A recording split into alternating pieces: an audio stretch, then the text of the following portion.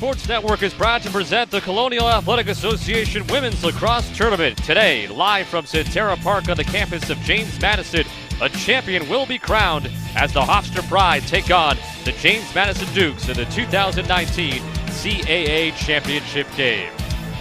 Hello, everybody. Alongside Liz Robertshaw, I'm Scott Sudikoff. Megan Triplett will be joining us in just a couple of minutes. And a great matchup here this afternoon, Liz. James Madison, they think this is their territory. It's their championship to win, looking for a third straight. Meanwhile, Hofstra, they haven't been in the tournament in 4 years, but they are certainly good enough to take home the crown here today. Absolutely. I think we have a fantastic matchup. You have the veteran versus the newbie, and this is a situation, like you said, JMU feels this is their turf, but they also are confident they've worked for it. They don't see it as pressure. They see it as we've put in the work, we've done what it takes to get here and be in the championship match, and they feel great. Flip side, you have another team feeling great and feeling very confident in Hofstra. Young players have stepped up, multiple scoring threats, great on the draw. They're not just happy to be here, they want to win it today. Now, obviously, always important in women's lacrosse, the draw control circle. We look at two players who are dominant in that category. First for Hofstra, Darcy Smith. She's outstanding. I mean, talking to her yesterday, she's confident in her draw controls. When she's not making the plays she needs to make, she's willing to adjust. If she's slow to that, head coach Shannon Smith is taking care of it for her and motivating her and showing her that she believes in her, but she's got to get it done. Again, on the other side, you have Maddie McDaniel, who has been lights out this spring. She's doing it, drawing it to herself. She's drawing it to her teammates on the line, pushing the fast break. We asked both these players about playing against each other, and they said it's not going to be about me. It's going to be about our draw unit. So I think that's going to be a really fun matchup to watch. And McDaniel, of course, added 4 goals in their semifinal win on Friday. So the 2019 CAA champion will be crowned here today, the Pride and the Dukes, and it's coming up live right here on Lacrosse Sports Network. The national anthem complete here at James Madison, getting set for the conference championship game. Hofstra and James Madison. Scott Sudikoff, Liz Robertshaw with you up here in the broadcast booth. And now for the first time today, let's go down to the field and meet Megan Triplett. All right, thanks, guys. Now, we spoke to both head coaches before the game, and for James Madison head coach Shelly Claes-Bockham, she told us her game plan is to focus on the hustle stat, so that's the draws and the ground balls. And she also needs offensively, she needs her good shooters to make some good shots because Hofstra has goalie Jess Smith, and she knows Jess Smith can step up to the plate. And for Hofstra head coach Shannon Smith, she told me that she needs Alyssa Perella to play like she knows how to play, and for goalie Jess Smith to make some big saves. She even challenged Jess to make 15 to 20 saves in this game. All right, thank you so much, Megan, and we'll talk further about the strategy in a moment with Hofstra and James Madison fighting for the tournament championship. The Pride beating Towson on Friday 11-8 in the first semifinal game. Actually, the second semifinal game, James Madison knocking off Elon in the first game of the day, 16-8. Now, one of the big reasons why Hofstra was victorious, the starting goalie, Jess Smith. And on the other side for James Madison, we'll see Molly Doherty as the starting goalie. Doherty coming out of the pack there, number 33, had 5 saves in that game on Friday. The goalie of the year in the CAA this season. And she comes in 10th in the country in goals against average and 4th in save percentage. And Jess Smith, again, the 13 saves on Friday. She's 5th in the country in save percentage at 52%. So we certainly have a good matchup when it comes to the goalies here. Yeah, I think this is going to be a nice play. I think both coaches are very much aware of the goaltenders they have to shoot against. That was something Coach Claes-Bockham made a comment of, that they have to be great shooters against Jess Smith. And on the flip side, you heard Shannon Smith throughout the course of the game telling her team, we need to finish. We need to put the ball behind Molly Doherty, and we need to get this done. Shelly Claes-Bockham, 13th year as a James Madison head coach. Of course, winning another CAA Coach of the Year this year, 5th time. And obviously, this program has, in a sense, been there, done that, but they want to keep doing that. They want to keep winning. They feel like this is their territory. And for Shannon Smith, first time in a while that this Hofstra team has been in the tournament, and they're looking to get back to a standard that was set from this program in the early to mid-2000s by winning a championship and getting to the NCAA tournament. Yeah, this is not an old hat for either coach. They are passionate. They want to be here. They like to win. If within 5 minutes of being around either of these coaches, you know winning is the end game every time they step on the field. They're competitive, they're passionate, and they've gotten their teams to believe, so it should be a really great matchup today. And here's that draw control battle. Darcy Smith, Jr. from Waughton, New York for Hofstra. Maddie McDaniel, Jr. from Severna Park, Maryland. 111 draw controls for McDaniel this year. 118 for Smith. But it's Alexa Matera who wins her 67th draw control coming off the circle. And Hofstra has the first offensive possession of the game, we thought. And then they quickly turn it over.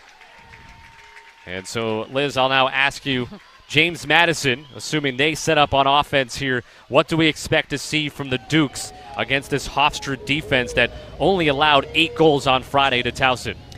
You know, Hofstra right there is going to try to settle in. They're going to see where their big score is. They've got to keep an eye on Maddie McDaniel. She's so dangerous in the middle. You can see her right now kind of in and out of there. They're in a 3-2-2 look. You're going to see McDaniel file in and out. So Hofstra really has to do a good job of covering those cutters. They want to make sure Hannah doesn't have open looks at cage, but that's going to be a dangerous feed right there, so they're going to have to be careful. And that's exactly the look that JMU wants, but they need to get their hands free for those shots. So JMU is going to test them from the very beginning. They're confident, and they know they want to get on the board early. These are the top 2 scoring teams in the conference. Haggerty draws a shooting space call, and Charlotte Haggerty will have a free position opportunity, where she is 4 for 9 this year. Sophomore from Bel Air, Maryland, trying to get the scoring started for James Madison.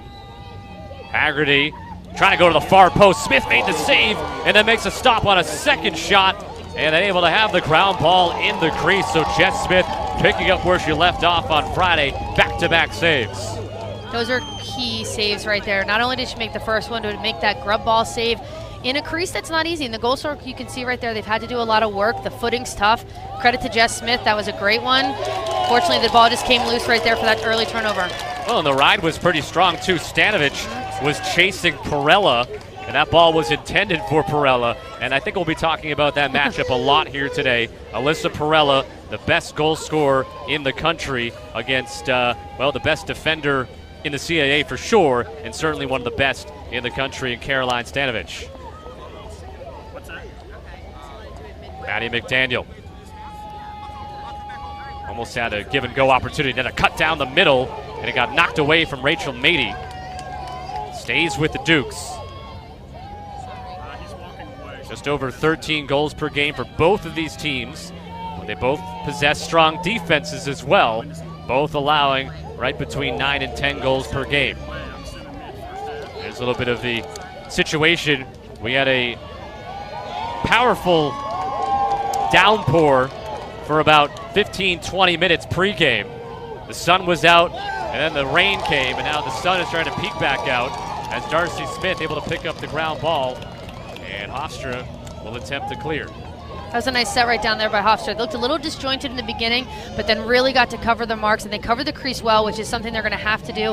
They can't let people take that easy crease roll on Jess Smith without any defensive sliding and without any pressure. Darcy Smith did a great job. That's the second time, actually the third time that Hofstra has failed to get in the offensive end. Remember, they won the opening draw, had the saves by Smith where they couldn't clear, and now this one as well. I think you have some jitters. I know they're excited to be here. They've got to settle in. This is a first time for every one of the players on the Hofstra team. So I think Coach Smith will make a comment about that when they have the moment, but they do need to just settle down and bring the ball up. But right now, this is what JMU is looking for, but at the same time, they're leaving points on the board, and they need to make sure that they are getting it behind Jess Smith. One of the messages for Shelley Claes-Bockum's team is certainly Elon played a very good first half on Friday, but James Madison felt that they kind of let Elon hang around a little bit longer than they would hope, and they were able to take control in the second half. Might not be able to afford to do that against this talented Hofstra team today. I agree with you. I think that's the situation. They've got to find their goal scorers. And again, they're playing really tight on Maddie McDaniel. They're not letting her have open looks as a cutter because of how dangerous she is. So other players are going to have to step up here. Here's Kelsey Reed right down the middle, and she fires it in. Top right side of the goal. Kelsey Reed with her 19th of the season and her second here in the tournament. That's a great job right here. Kelsey Reed sees the lane, takes it, hands-free, ready to shoot, and just rips that high shot over the goaltender, Jess Smith. Love the first step, and I like that she didn't hesitate. A lot of players see that seam, and they hesitate because they're not sure if a double is going to come. Kelsey Reed, no fear, went straight through and got them on the board quickly, which is definitely something that Coach Clay Bacham is going to appreciate. Second team All-CAA performer. Been able to step up for JMU in the absence of Haley Dunkel, who was out with a hip injury. And so Reed gives James Madison a 1-0 lead. A little more than 4 minutes gone by in the first half in the conference championship game. James Madison in the title game for the 6th consecutive year, looking for their 4th title in that span. And of course, a win this year would give them a 3rd consecutive. Mentioned Hofstra has not won a tournament championship since 2006. They did reach the NCAA tournament in 2007. This is the 6th trip to the championship game for the Pride. The first, though, since 2013. And James Madison a chance to take a potential 2-0 lead here. Back on offense again. We haven't seen Hofstra on the offensive side of the field yet. In the first meeting between these two teams, a double overtime victory for James Madison, 9-8. Great read right there by Jess Smith. She saw that feed coming to the inside, had the stick up, confident. This is where right now Hofstra's got to settle down, get some structure on their clear, and look to beat them. But right now you have a man ride going on, and it's a challenging man ride. Something that they haven't seen from JMU in the past. They've done a little bit more dropping back. They've allowed them this. And you can see right now they're releasing, but they want to take some time off the clock. Shannon Boyle working over midfield, and finally Hofstra, a little more than 5 minutes in, will set up on offense for the first time today.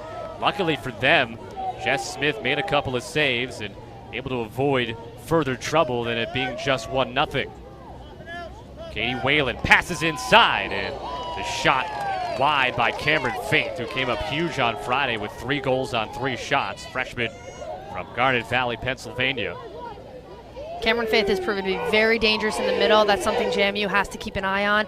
If she catches in there, I mean, they got a back check on that last one, but if she catches, she's pretty deadly in there with the shot. Whalen. Possession clock near 15 right now for Hofstra. This is Perella with 9 to shoot. Pass inside, contact will draw the foul. Getting fouled was Alexa Matera, and a free position coming for the junior, who did not score on Friday, did have 6 draw controls against Towson. All-CAA first-team performer, 38 goals on the year. Cutting to her left, and there's her 39th. And we're tied at 1. That was a great rip by Alexa Matera right there. She's been a little bit more quiet in the previous games with her scoring, putting in the majority of her work in draw controls, but right there gets a nice step.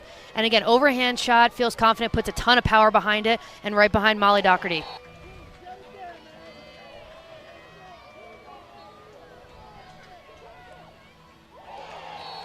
Tying this game up 1-1. 6 minutes into the first half. Tara's 39th goal of the year. So far with the draw controls, the 2 that we've had, 1 win apiece. Hofstra against Towson on Friday. They dominated at the circle, winning 16 of 21.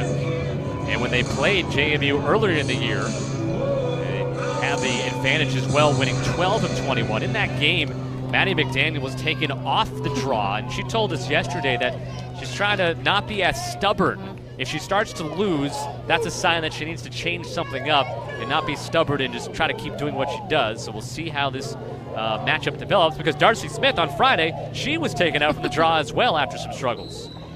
Yeah, both coaches weren't having that, weren't having the stubbornness from their players. But again, both of them acknowledged it, and I think they're ready to move forward today with the adjustments that they need to help their team win. Got a push with the ball loose, and so James Madison takes over.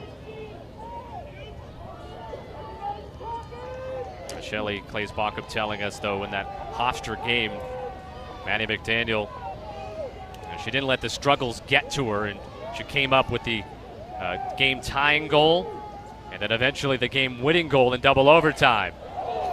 That was open there for Daria Lucchese, who was cutting hard. And then speaking of cutting hard, right to goal, Hannah Haven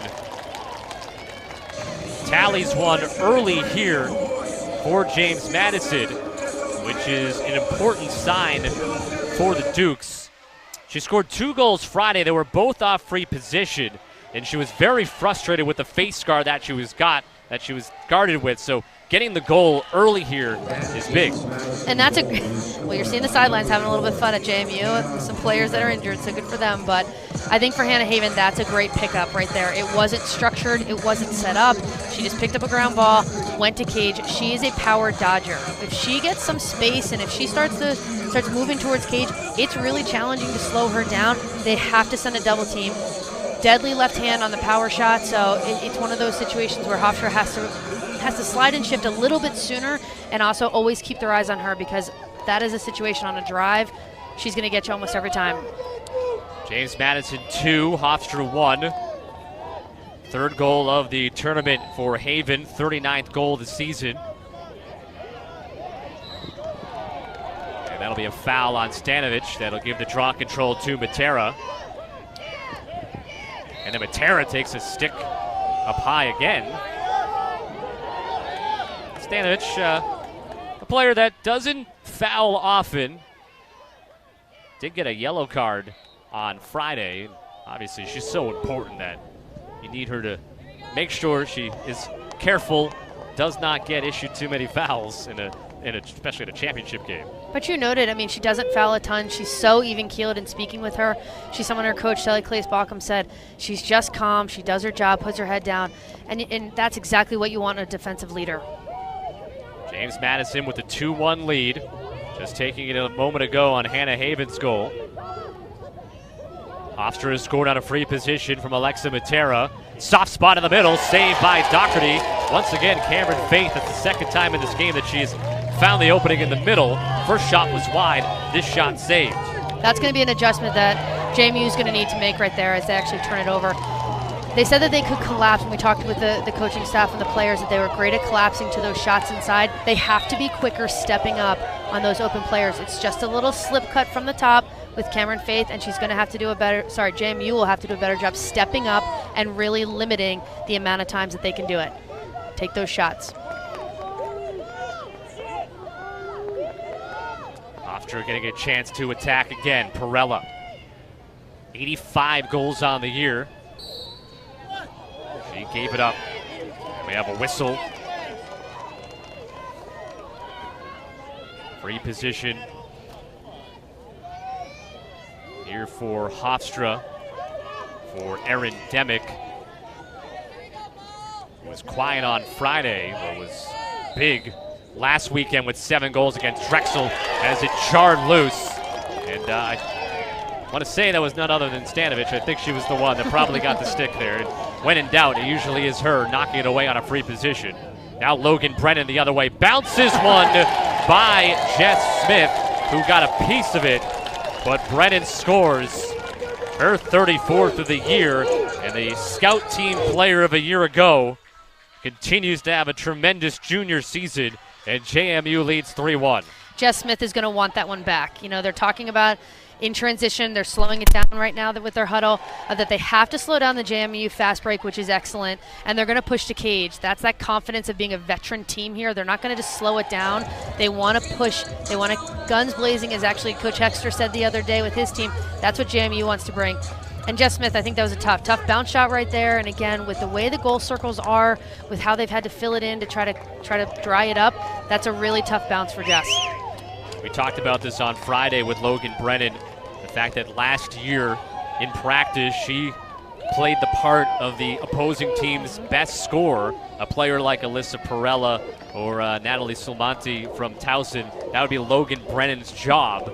And basically just built confidence from that because she was able to get the better of some of her defense teammates like Stanovich, like the goalie Doherty, and it translated onto the game field this season. It definitely has. You're seeing a confident player in Logan Brennan, and that's what every coach wants. Sometimes it's by being a scout team member. Sometimes it just clicks. You get that light bulb moment we coaches always talk about, and Logan Brennan has definitely found it. McDaniel with the draw control win. So 3-2. James Madison winning in that category. In the first meeting between these two teams, Hofstra won on the draw controls, on the ground balls, all the hustle stats, and obviously Shelly Claes-Baucom, that is something that she needs, wants her team to be able to improve upon in this game, need to win those categories in her eyes to win the game. And it's funny because the coach on the other side of the bench said the exact same thing. They have to win the draw controls. They need to make sure they're gritty and winning some of those battles as well. So I'm not surprised with the CAA team that it's about grit and hustle stats. Haven spinning inside the 8 meters, and some contact with the stick on her arm, it appeared, and that'll give Haven a free position. She was 2 for 2 Friday against Elon, 50% on the year. Got a pass off in front, McDaniel scores! Hannah Haven, who is 4th all-time at JMU in assists, adds another to her collection. That was a fantastic look. She's set up, actually. She's a dual threat right there. Hannah Haven is a power shooter. So in the past, you've seen her take a one-step rip on cage at a free position. So she made Jess Smith stay in cage and honor that shot with the knowledge that she was going to pass it down to Maddie McDaniel the whole time. That was a great play by JMU. Tough breakdown there for Jess Smith. And again, this is the start that JMU is looking for. I think you're going to start to see Hofstra make some of those changes. They need to get back to their loose, relaxed, we can do this level of play, and it's going to start on this draw control. We can see Darcy Smith has been taken off the draw. Katie Whelan is back on, who had 3 draws the other night, which was fantastic. She's going to be looking to get it away from Maddie McDaniel.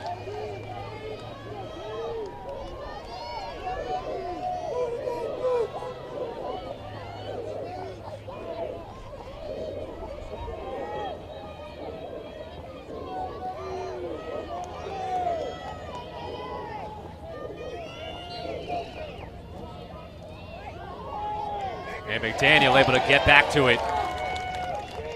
Darcy Smith looked like she had a chance for it on the edge of the circle, but McDaniel with another draw control win for James Madison. And a chance to build a 4-goal lead in the first 10 minutes of the first half.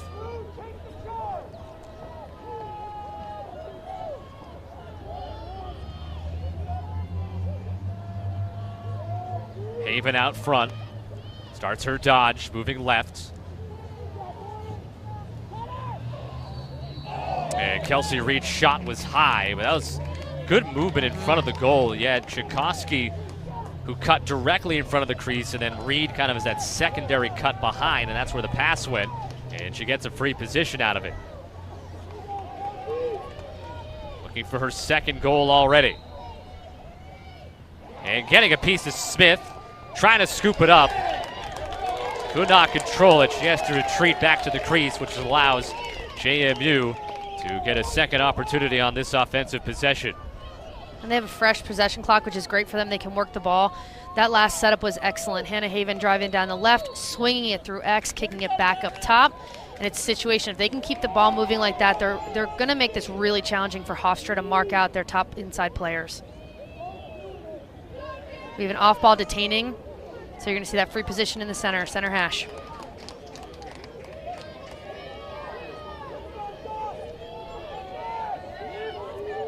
Daria Lucchese with a couple of goals against Elon on Friday. Saved by Smith. She can't find it, but luckily for her, it's in the crease. So she can just pick it up. So Jess Smith, 4 saves already here in the first half with the 4 goals allowed.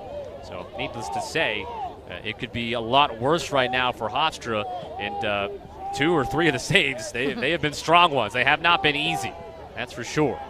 Sometimes you can tell when, hey, it's pretty much a can of corn for a goalie. It has not been the case for Smith so far. No, they're making her work for it. And right now, that's the same thing to be said for JMU making this defensive unit work to get the ball up. That just took 30 seconds off the possession clock to get into their set. So now they're working with 55 seconds, which isn't bad, but it's not ideal. You want more time for your attack to get comfortable, get organized, touches, and then attack. And one of the things with JMU defensively, they run a different type of zone than other teams do in the conference. So what Hofstra, the opportunities they had Friday against Towson, are not going to be the same here today for sure. Right, they overload their defenders low. So you're going to find more players on the crease, more players on the lower arm of the 8-meter, where most teams overload the ball side and end up getting kind of leaving that crease open and being susceptible. But right there, they're turning the ball over, and I think this is a situation Hofstra might need to be calling a timeout soon to get settled.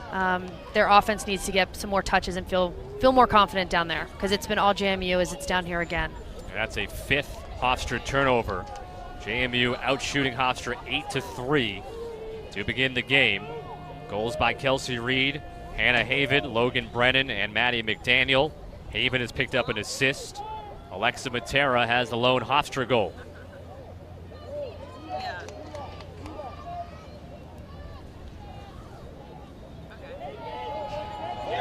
Working hard, getting free, and bouncing it home, Logan Brennan for her second. And it's 5-1 James Madison. And now this does seem like a time where Shannon Smith may need to use one of those 3 timeouts. Might be thinking about it, maybe not. I mean, I think she also trusts her team. Everything from being around Coach Smith this week, she really trusts these players to make adjustments. You can see some thoughts being brought in by the defensive coach down there. But JMU, that was an excellent drive by Logan Brennan. She had her head up looking for cuts and then realized the double didn't finish. They didn't close that gap. She slipped the seam and had a wide open look on Jess Smith. I think obviously for Hofstra, the main issue right now is we've played a little over 12 minutes. And James Madison has probably really been on possession offensive attack for about 9 of those minutes, give or take.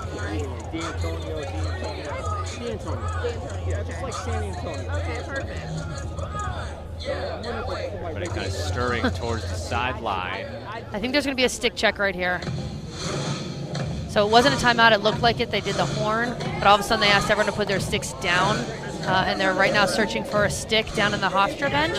And James Madison starts to clap and dance, leading 5-1. All right, let's go down to Megan Triplett, who is standing by with CAA Commissioner Joe D'Antonio. And now we have CAA Commissioner joining with us, Joe D'Antonio. Joe, what are your thoughts so far on the game so far? Well, it's exciting. I mean, this is exactly what we expected. 2 very good teams within the CAA coming down to the championship game. It's exactly what we expected. I expect an exciting game all the way through this afternoon. And what are your thoughts on James Madison hosting this tournament again? Well, we're very fortunate. James Madison's hosted several championships since I've been the commissioner, if not for 3 years, and it's a top-notch institution. Their staff is top-notch. Anytime we come here for a championship, we know that's exactly what we get, is a top-notch atmosphere. And again, can't say enough about the job that their staff does. And talking about top-notch, the conference overall, you guys have won a lot of national championships. You got field hockey, football, lacrosse. What does that mean to a conference as a whole? Well, I talk all the time just about the purity of the CAA and the fact that it's incredible what our student athletes are doing academically, first of all. The NCAA measures academic success by the APR. And notoriously, year in and year out, our conference is ranked 4th or 5th out of 32 conferences. And you couple that with exactly what you just said, the success that our athletes are having on the fields and on the courts. We're winning national championships, and it's just an incredible and special combination. We're very fortunate to have that within the conference. And yesterday you were at the men's tournament. Now you're all the way over here. What was going on yesterday with Towson winning? Well, it was a great game. It was a great game. Towson pulled out, had a 4 or 5 goal lead for a good portion of the game, but boy, oh boy, did Drexel mount an incredible comeback. Yeah. They had a shot with about 25 seconds to go. If that shot goes in to cut it to a 1-goal game, then you go into a face-off. It could have very easily been tied. So a great game by both teams, 2 really quality programs. Something that's important with the game of lacrosse, we're always talking about growing the sport a lot more. Why was it important to you to partner with Ellis and to make sure fans could watch lacrosse wherever they are? Well, we wanted to make sure we were with a partner that wanted to let let the country know about our programs. And with LSN, they've been a great partner, and that's exactly what we've received. It's so much more in our partnership than just about the games. It's telling the story of our coaches, telling the story of our student athletes, the shoulder programming, the special features that are on. It's the constant drumbeat of the country hearing about CAA, men's and women's lacrosse on LSN, and that's big for us, and I know it's big for you guys. Thank you so much, Joe, for taking the time to chat with us. I appreciate you having me. Thank you. Thank you to Megan and the commissioner. Maddie McDaniel scoring her second goal. And James Madison with a 5-goal lead, 6-1. And now we'll get the timeout called by Shannon Smith and the Hofstra sideline. 16:26 left to go in the first half. We'll take a quick break and be back with more here from Harrisonburg. Look inside the James Madison huddle where they have to be pretty happy so far. James Madison 6, Hofstra 1 with 16:26 left to go in the first half. And, well, let's run through how James Madison has got these 6 goals, Liz. They've just done a great job of combining dodging, as you saw right there with Reed, as well as feeds. You're going to see them find the little two-man game, slip cuts and finding it. But right here, Hannah Haven doing what she does best. Right now, Hofstra's got to find a way to slow that down. And then you see it again right here. Goes hard to cage, not stopping. Those are the first 3 goals right there, all on the one-on-one dodge. And then you're going to see him passing right here. Hannah Haven finding Maddie McDaniel for the first of 2 goals that they found together. I mean, they're seeing each other really well. They're seeing the cage really well. And they see the holes in this Hofstra defense. I think that's something, watching the timeout, Coach Smith definitely addressed. I know she's not pleased, if I'm watching from up here, with what the defense is doing. They need to make some subtle changes, and we'll see if that happens right now in the second part of this first half. James Madison dominant so far, out shooting Hofstra 10-3. Have won 5 of 7 draw controls. Hofstra's turned it over 5 times. Really just need, at the very least, just need some possession time. Need to get on the offensive end, get a little bit of confidence, and obviously score. But, if they can at least take a little bit of pressure off the defense to start, and then build from there. Obviously, a ton of time left as Whalen will take on McDaniel. You have Smith, Darcy Smith, and Matera are on the circle against Stanovich and Reed as well.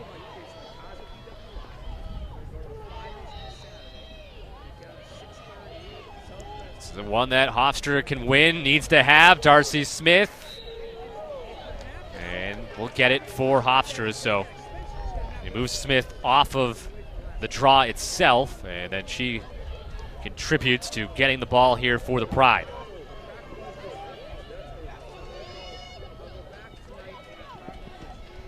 Good transition right here. And again, they don't want to rush it. I think that's a common mistake young teams make, is that they're down by 5 and they feel like they have to rush something.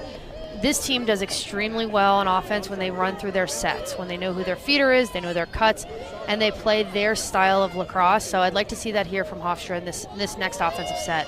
Hofstra likes to have space to dodge. They really want to spread it out, have room to make their moves, and obviously James Madison wants to counter that, not want to limit the space, especially for Alyssa Perella.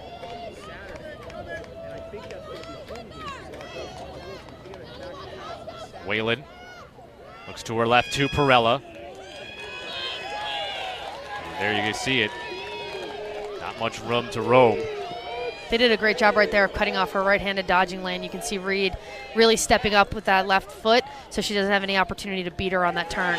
Knocked away from behind, causing the turnover, Emma Johnson, second team All-CAA player, junior from Laurel, Maryland.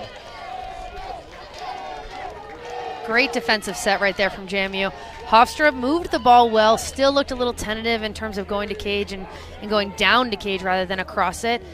But JMU is veteran. I mean, you can see right here in this play, awesome double team right there.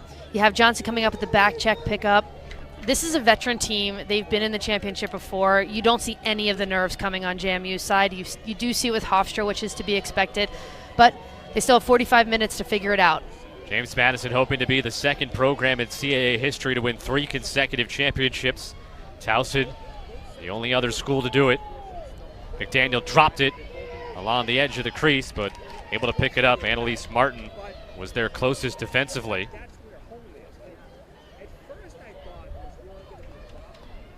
Now Brennan, pass to McDaniel, and she puts it high and home. Her third of the game already, her seventh of the tournament.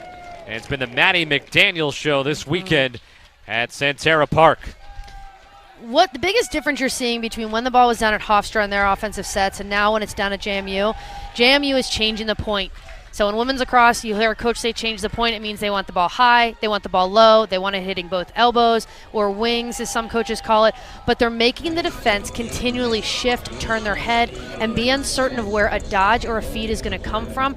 JMU is doing an excellent job of changing the point. Hofstra has kind of stayed above the goal line extended. They haven't really made the JMU defense work and turn their heads and get lost.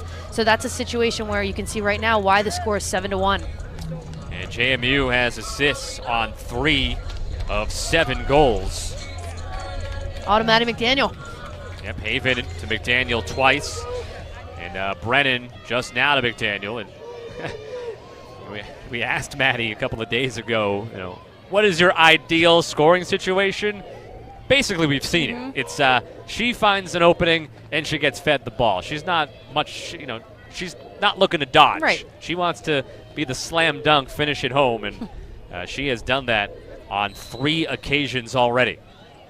7 goals in the tournament, and we're a little bit past the midway point here of the championship game. Logan Brennan. James Madison making an early statement in this game against Hofstra. Now this is still their yard right now, literally and figuratively.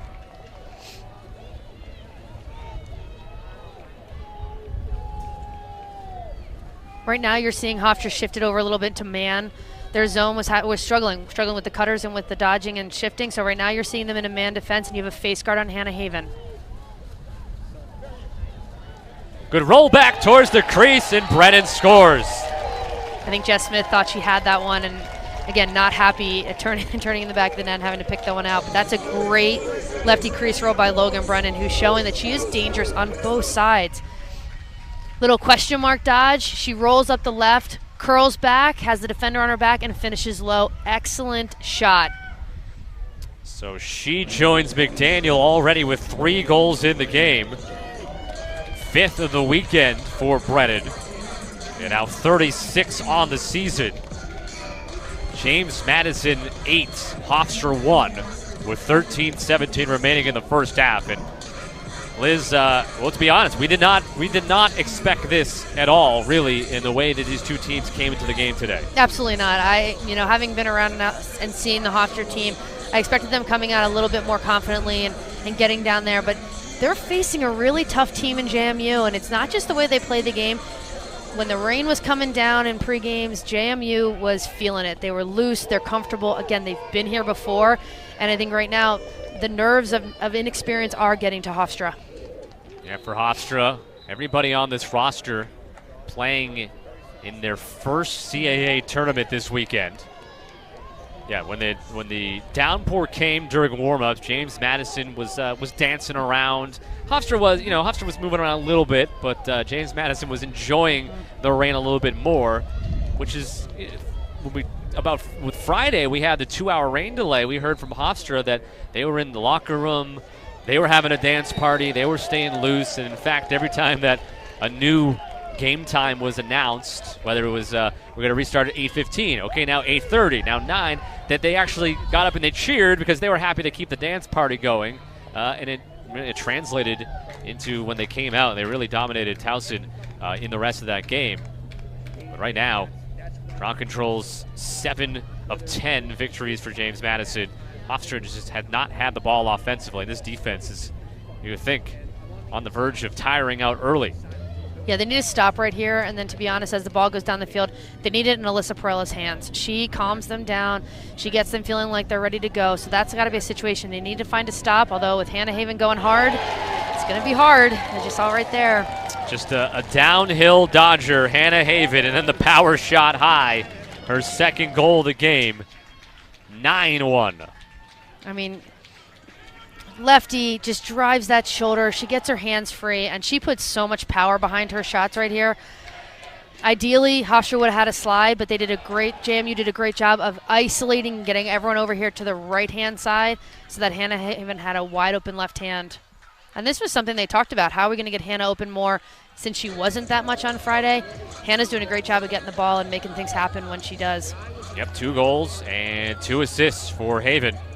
It's her 40th goal of the year and her 2nd of the game, senior from Syracuse. First team All-CAA this year, was 2nd team last year. And Shannon Smith going to use her 2nd timeout already here in the first half with 12:26 left to go.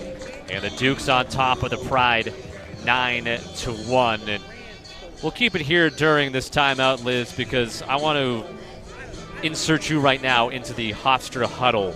You're seeing the game obviously from this vantage point a little bit different, but if you're in that huddle right now, what are you telling your team? Who are you talking to specifically? Yeah.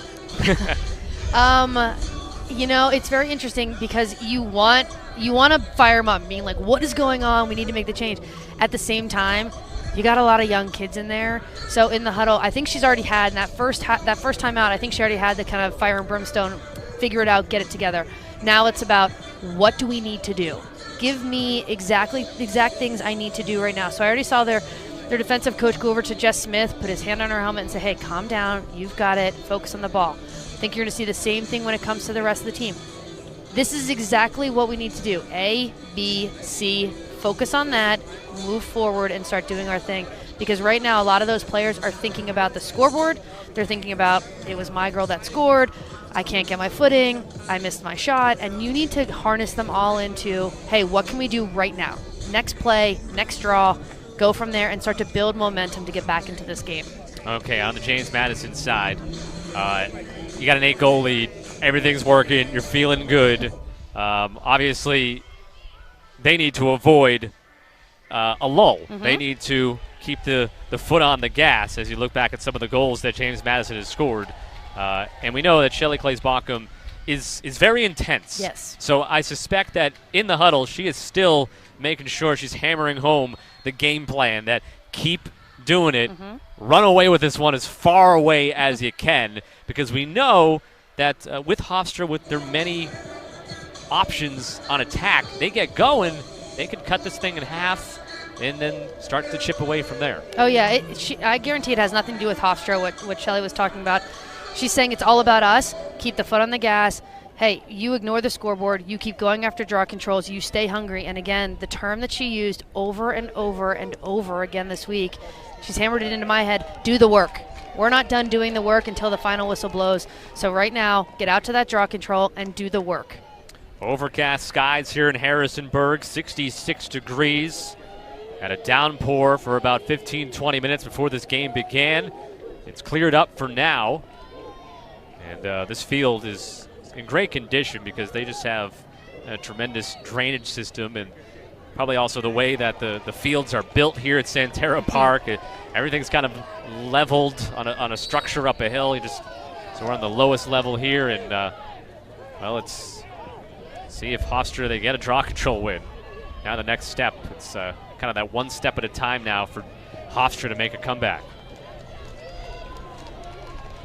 Scott Sudikoff, Liz Robertshaw with you in the broadcast booth. Megan Triplett on the sidelines for us here today. The CAA championship game, one of 3 automatic bids that will be dealt out in NCAA women's lacrosse here today, with the Big Ten and the Ivy League also in action. But looking at this game in terms of the NCAA picture really has the more meaning, because Hofstra for sure we know is not in if they lose this game. James Madison is not a lock if they happen to lose this game. So this is really play your way in.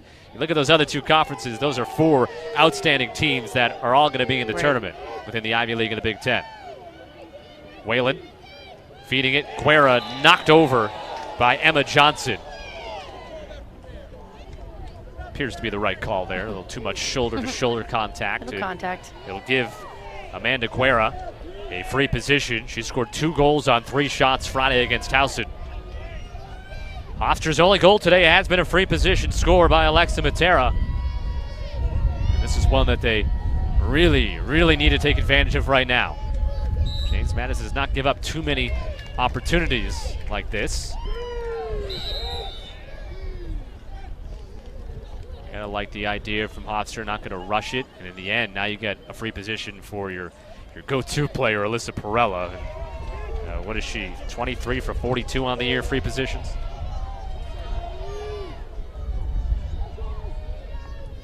See if she goes with a one-step and rip. She'll cut back to the middle, and Doherty the save. That's a great save by Doherty, tracking that ball. Not an easy one because she actually got screened off by Caroline Sandovich. Couldn't see the shot coming. Excellent job reacting. Such a quick step there by Perella to move to her right and sling that one towards the goal. And yeah, Perella probably knowing that she could cause that screen with that move. And Doherty, who hasn't been tested all that much just yet, making her second save there. She's probably perfectly happy with not being tested too much. Let her offense work and build up the lead. JMU is looking like they're taking a little bit of time off the clock. I just think they have to be careful of not slowing it down too much because you can get lulled into that. Any team has seen that. Oh, not worried about it. And they find Lucchese cutting. She delivers it home. That was a great James job. Madison with 10 first-half goals, leading 10-1. You can just see the ball going around the perimeter. Looks like she's going to take a crease dodge and just finds Lucchese cutting on the inside right there. She had her hands up free. No one really pressuring her because they doubled inside, leaving someone wide open. So, I mean, really nice look by JMU right there. Hofstra defense is definitely rattled. I mean, they're going to need this halftime to come soon so they can sit there and regroup and, again, find a plan for what's next. KZ, sophomore from Lansdale, Pennsylvania, scored 2 on Friday. And now 16 on the season. Daria grew up playing football as well as ice hockey. And we've seen it with the way that she dodges sometimes towards goal with reckless abandon. Her coach said she's a loose cannon, and that I said, oh, you know, I won't write that down. You know, I don't want to call her a loose cannon. And she goes, no, she knows. She knows. I can't tell if I'd like to be called that or not. It's one of those things. But it could be taken both ways, probably.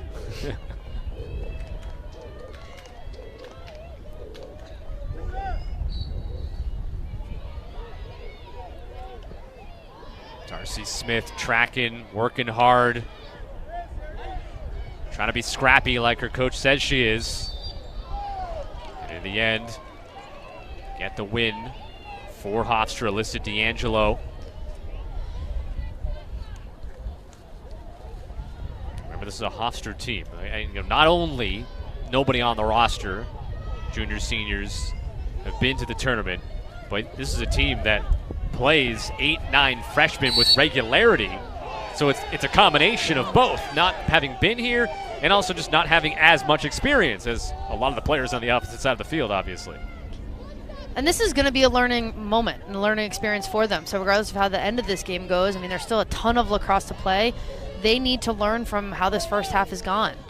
You know, offensively, we need to see them be a little bit more aggressive. They're going to get back into it, and again, that's something to learn from. The pass was too high from Perella as Whalen was cutting.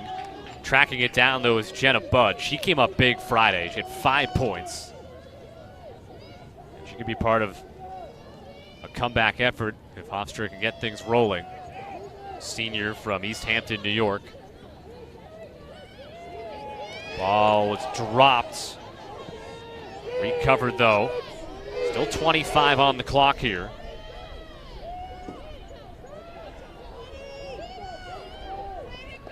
This is Cameron Faith. Guerra. And a shot and score by Jenna Budd. Hey, right on cue. Her second goal of the weekend. Her 5th of the season.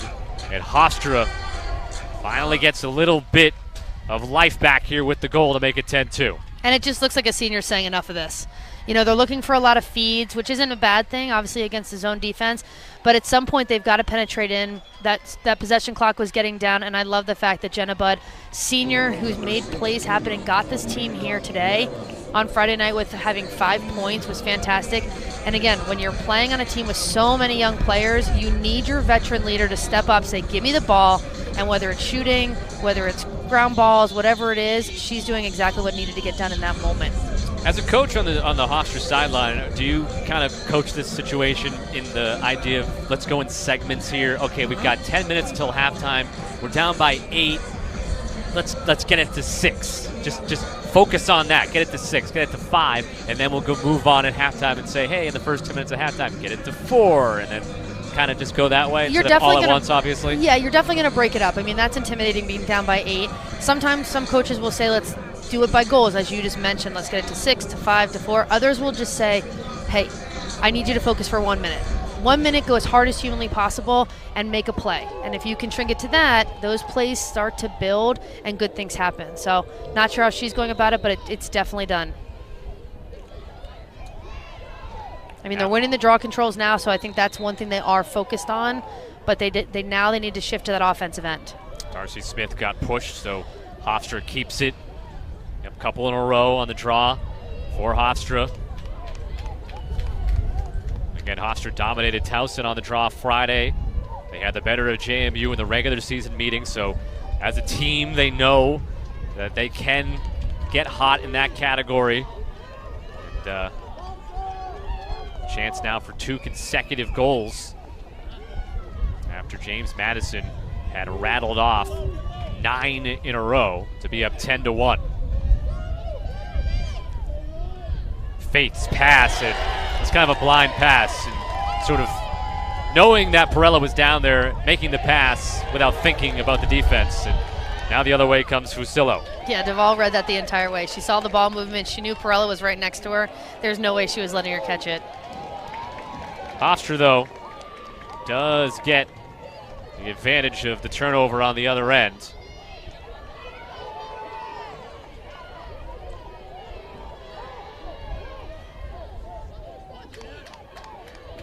So luckily able to get the ball right back and not have James Madison take advantage.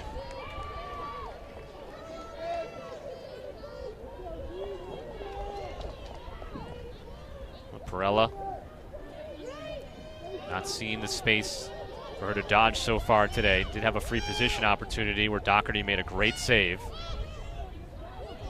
Whalen, good pass back to Guerra, dives in, and that's off the side of the net, and Doherty grabs it. Again, in that last set, Hofstra is working that double wheel that you've seen from them before, where they have the 2 circles on each side really working to try to find openings, and they found some. But again, with Perella's speed, stretching her out and isolating her would be an awesome look, just knowing that, I mean, she's so fast. She's the fastest player I've seen play in a 30, this year. So I think there's ways to continue to isolate her and get her some looks.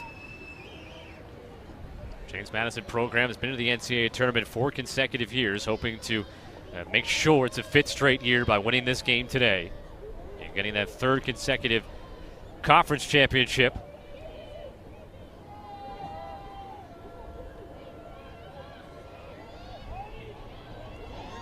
Losing the ball was Lizzie Fox.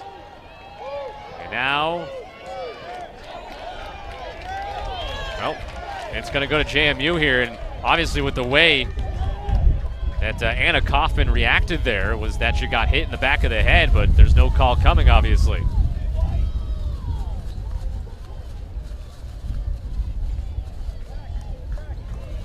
Again, JMU's fine to take some time off this clock. They've got 70 seconds. They can work it around.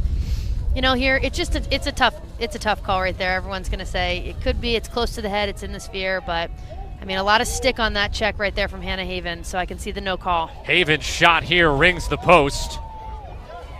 A long rebound fought for, and the foul goes on James Madison. Now Perella off to the races, and they're going to call it back. And it was because Perella wasn't the one that was fouled. So they bring it back. Perella was trying to steal it there. She was off to the races. Darcy Smith through midfield. Being cut off by Haven. Haven the foul. And see Haven getting a little frustrated, just a little bit.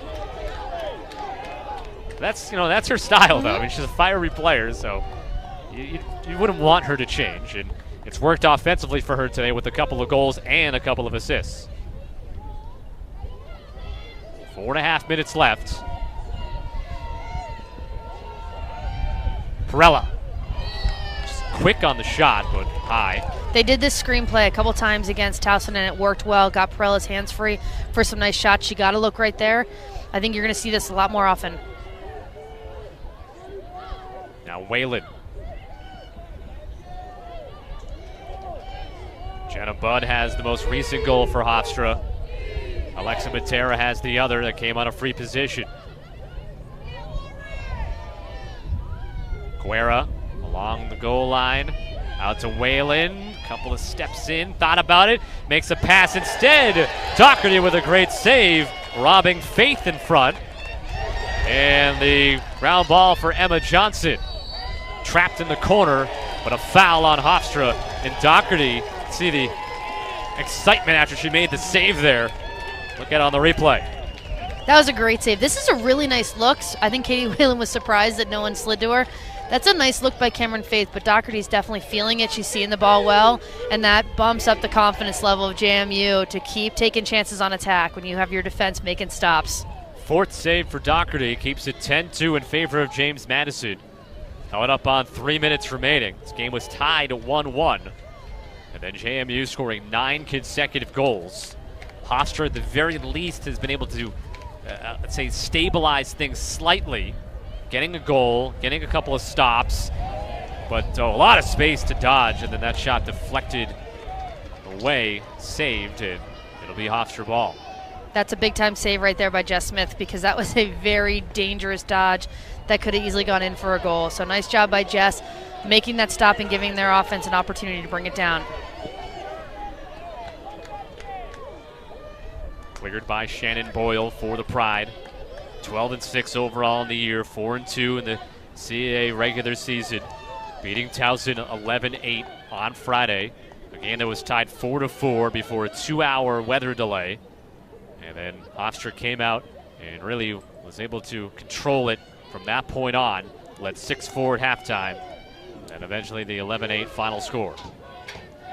James Madison was tested by Elon early on Friday.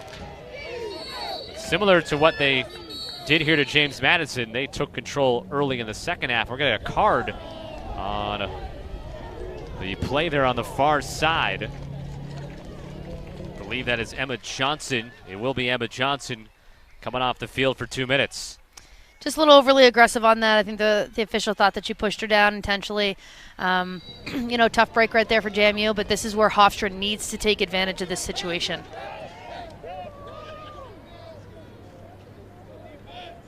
Have the 2-minute advantage.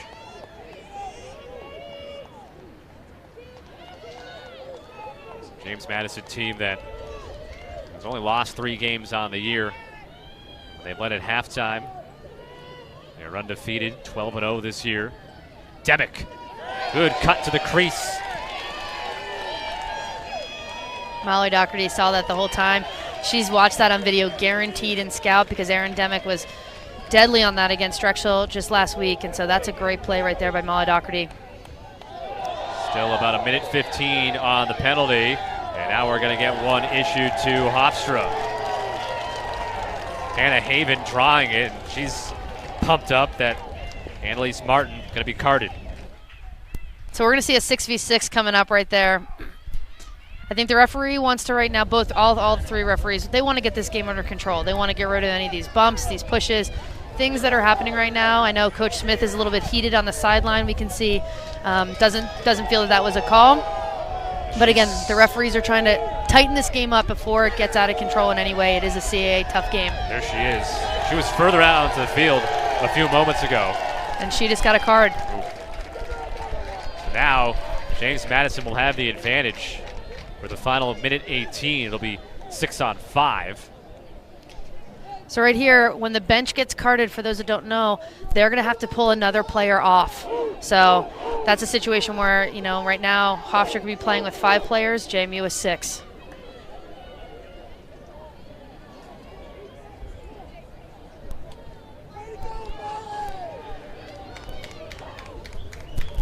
So everything being sorted out.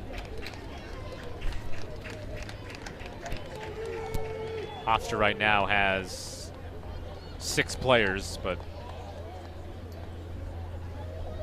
an extra player coming off to serve the penalty time. And I believe it would be Aaron Demick.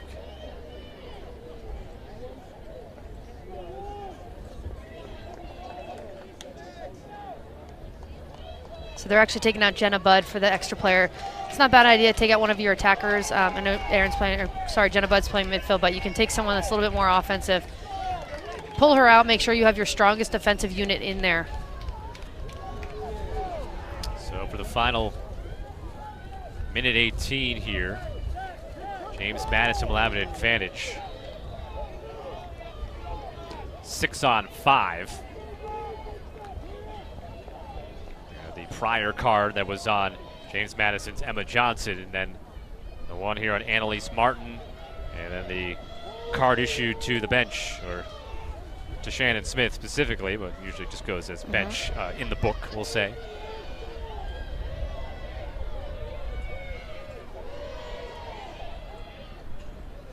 Reed scoops it back out to safety, or only one of her teammates can go get it. 45 seconds left in the half.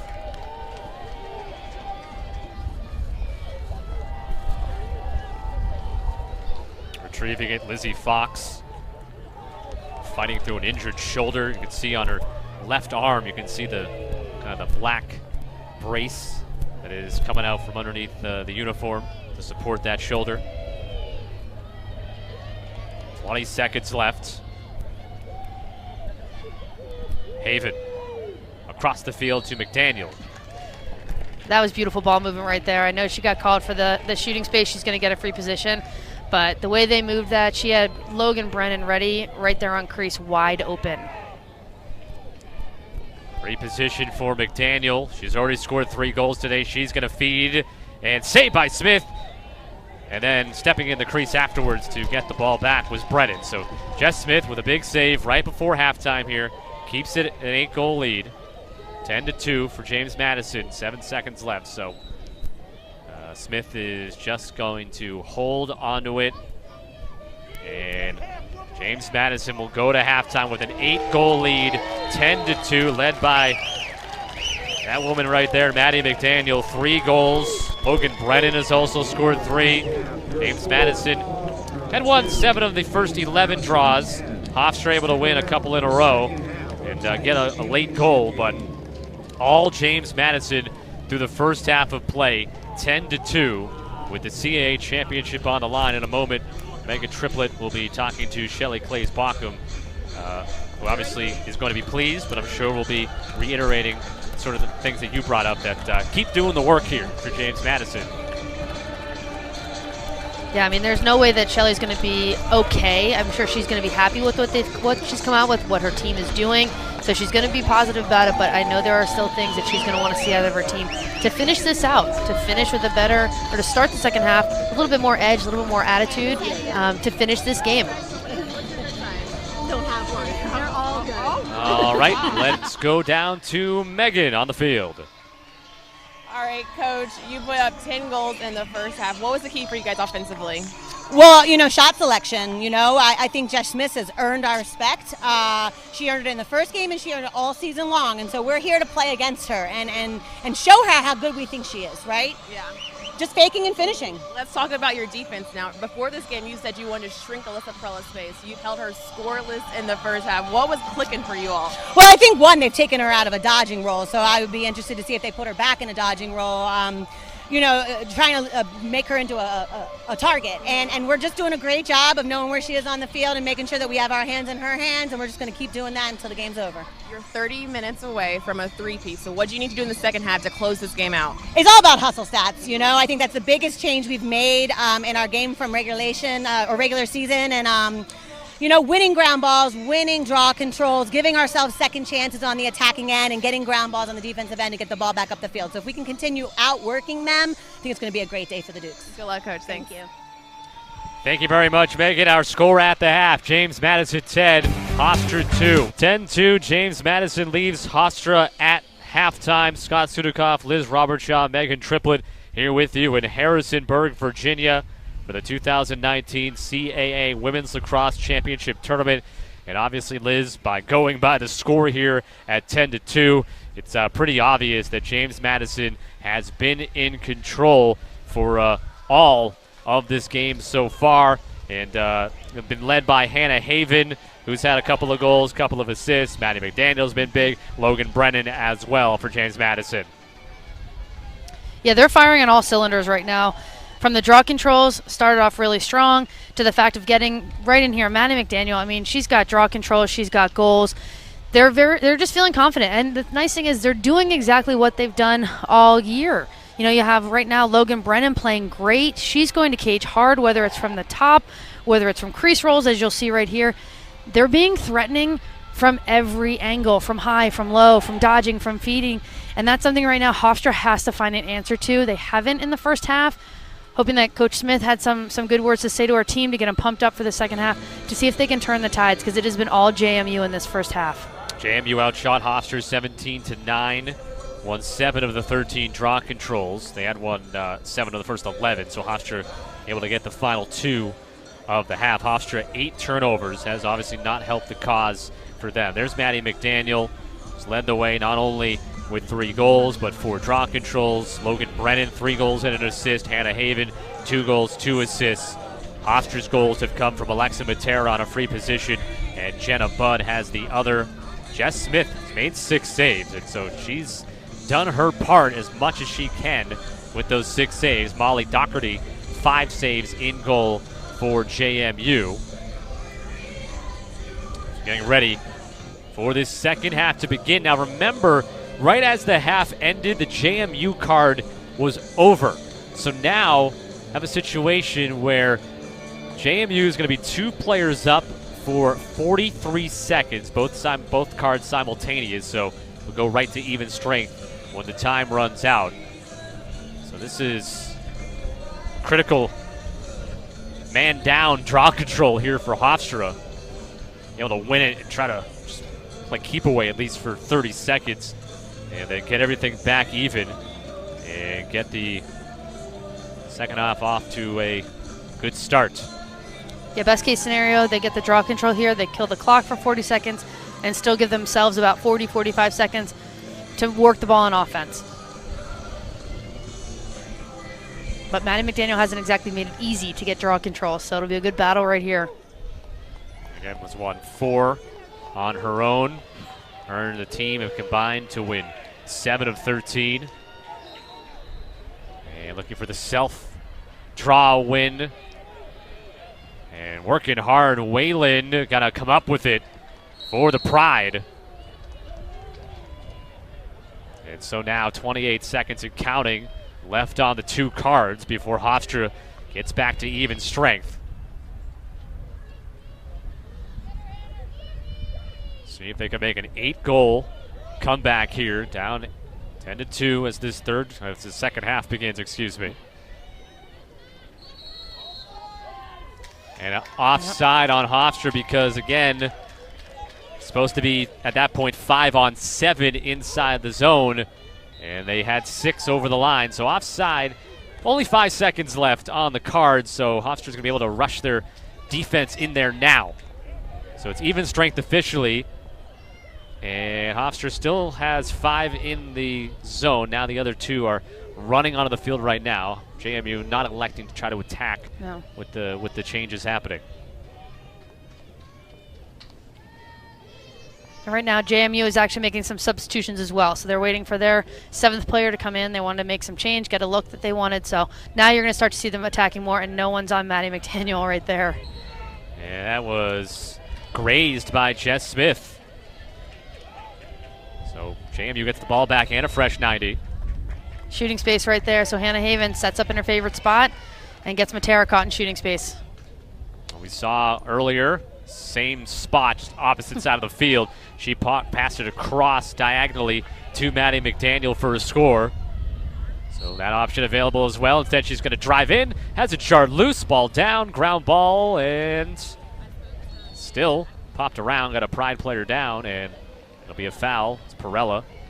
Get back up on her feet. It'll be Hofstra ball. As rain beginning to fall here for the first time during the game today. We had about a 15-20 minute downpour pregame warm-ups. Of course, we dealt with enough on Friday with a 2-hour weather delay in the Hofstra-Towson game, and Hofstra took full advantage of it. They enjoyed themselves in the locker room, had a dance party, came out and danced all over Towson to get here the championship game. But unfortunately, it's been the other way around here today. JMU dancing all over Hofstra to lead by 8. And I think that's going to be the challenge right now. Hofstra has all said, every player, every coach, we play better when we're loose, when we're joking around, when we're having fun. It's really challenging when you're down by 8 to be joking and having fun. But if they can do it, they can get back in this game quickly. Demick hasn't scored a goal yet in this tournament.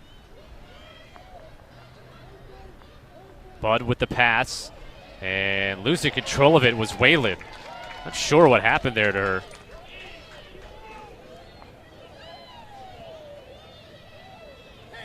Brennan. Late into the picture, Haggerty got bumped off the spot. Hangs onto it though. Kelsey Reed to the far side and gets the post, and then Smith will pick it up. Let's go down to the field and check in with Megan Triplett. Hey guys, I just spoke to Hofstra head coach Shannon Smith coming out of the locker room, and she needs her team to play better defense, mainly up top on the one-on-one. And then offensively, she needs her kids to stop playing like they're scared and taking advantage of the opportunities that they're getting. And she ended by saying they have nothing to lose. Thank you so much, Megan. And Hofstra trying to clear, turns it over. So unfortunately, that is the 10th Hofstra turnover. And James Madison right back in on offense. James Madison's last goal came with 10:18 left to go in the first half. So their scoring pace obviously has slowed down.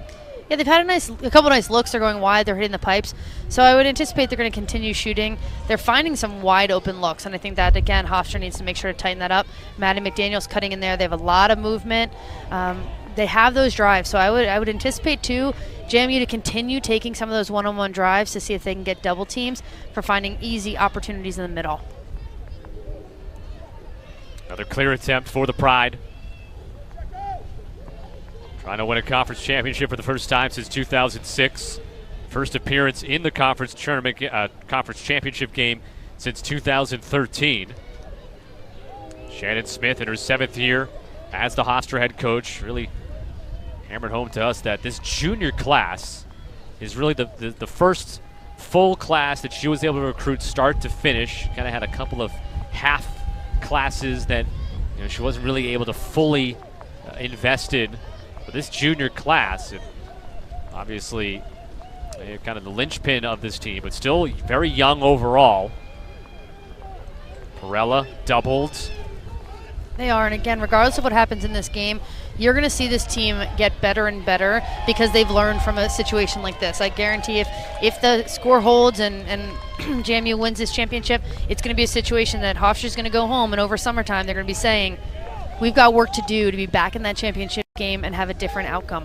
Kristen Russell picked up that ground ball all the way up the other side of the field. Almost had a shot for Katie Tchaikovsky as the rain is picking up here at Santerra Park.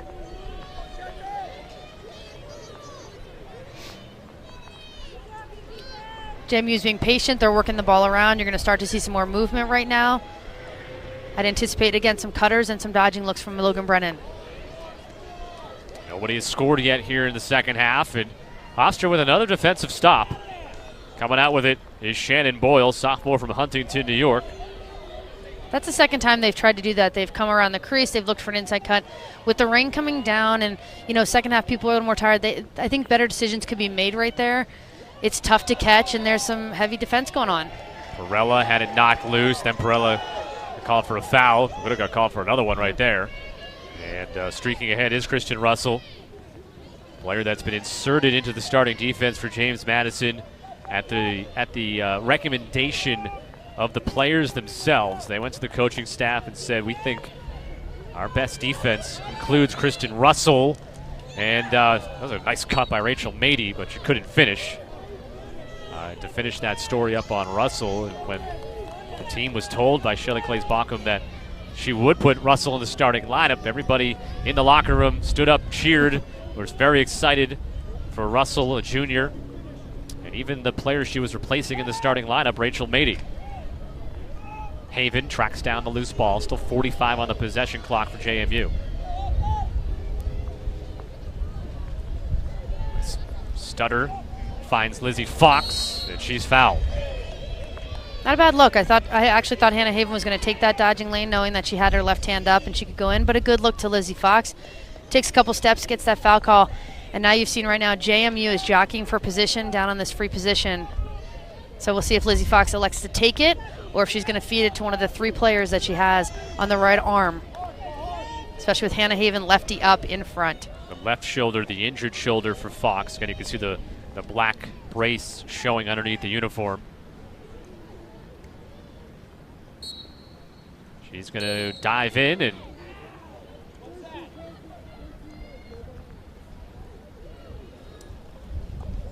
they're going to call an off-ball foul on the push from that arm with the extra players that were down the side, so it's going to be Hofstra ball coming out.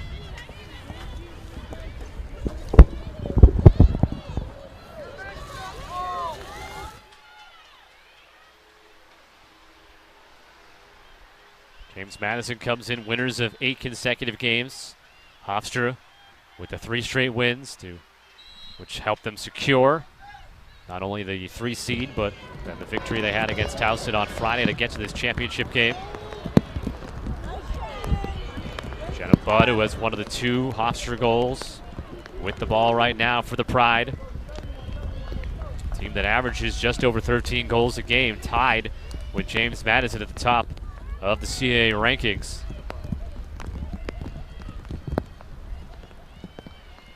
Really tight feed right there. I mean, really crowded. You had the entire JMU defense kind of sitting in there. Again, they're looking for some things that I think they want to be there. But if they keep moving the ball, if they change the point, they're going to find better opportunities. Fox will get it ahead to Brennan. With 3 goals in the first half. Same can be said for Maddie McDaniel. Hannah Haven, 2 goals, 2 assists in half number 1. James Madison, though, is on an 18-minute scoring drought. Didn't score the final 10 minutes of the first half, and 8 minutes through the second here, neither team has scored. And trying to change that, Lucchese. Nice save by Smith. They're digging at the ground ball and scooped back out where James Madison can grab it, Hannah Haven. That was some great scrappy play right there by Lucchese. Getting that ball free. It almost assuredly was going to go into the goal circle for Jess Smith, and she just fought and scrapped and got it back out to Hannah Haven for a new possession clock. The 9th save for Jess Smith.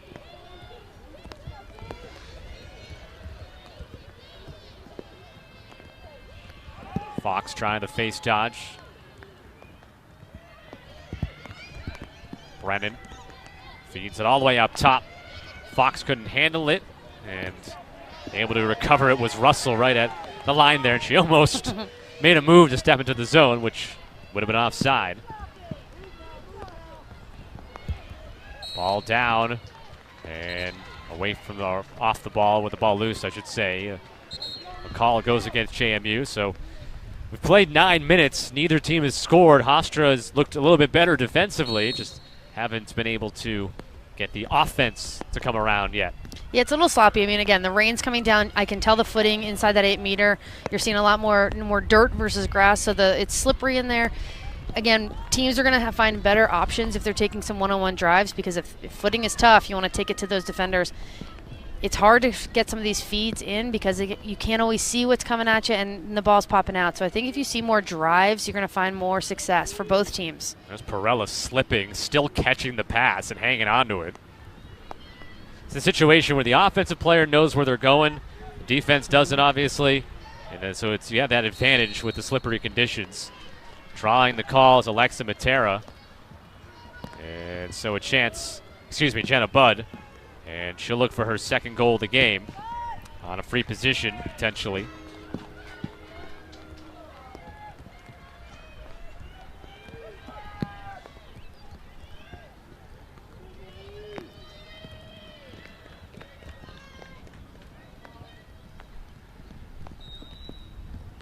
But going low, couldn't bounce it by Doherty, who read it well, and she makes her 6th stop of the game. Doherty's so comfortable in cage. You can see right here, she's patient, she waits. It's going to be tough to get a bounce shot on a day like today in these dirt, but Doherty reads that the whole well. Textbook save right there, but a turnover and giving Hofstra an opportunity to get it back. Demick then losing it, battling, and that was Lucchese. Was able to get the ball back for JMU, a push by Hofstra. That's 2 hustle stat plays right there for Lucchese, and I know that's something that, having heard from Shelly Claes-Bockham at halftime with Megan, they want the hustle stats. They've got to outwork Hofstra. Lucchese is really setting the tone for that work.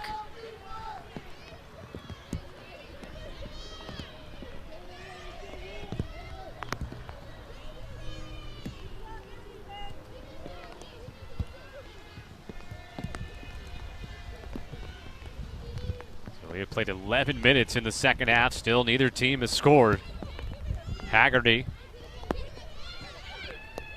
Pass by Tchaikovsky to Haven through the traffic. What a pretty move by Hannah Haven. Almost high-stepping her way through the defense. Her 3rd goal and her 5th point of the game. That was a great set right there. They moved the ball well. They got it around. They got majority of the JMU players down low, opening up that lane for Haven. Definitely thought she had a shooting space call, so she had a little hesitation step, but I love that she kept moving, kept her hands ready to shoot, and just finished. That's the kind of look that, again, on a day like today where it started raining, the footing's hard, get the defense to have long slides, give it to your go-to baller right there in Hannah Haven, and let her shoot it as often as she wants. Coming up on May 24th, Lac Sports Network will bring you exclusive coverage of the USILA North-South All-Star Games. The night will feature the top seniors from Division 1s, 2, and 3 in a pair of games designed to show off their skills and celebrate their college careers. The USILA North-South All-Star Games only on Lac Sports Network on May the 24th.